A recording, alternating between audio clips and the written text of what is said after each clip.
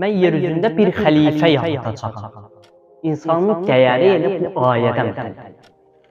Allah Teala sənə xəlifə deyir, mənə xəlifə deyir, hamımıza xəlifə deyir.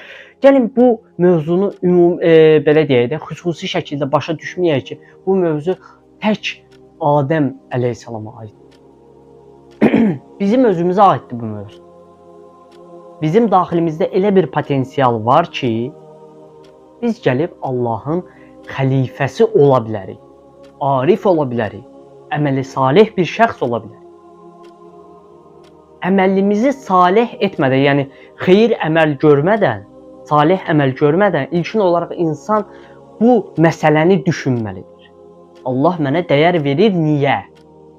Niyə mənə dəyər verir?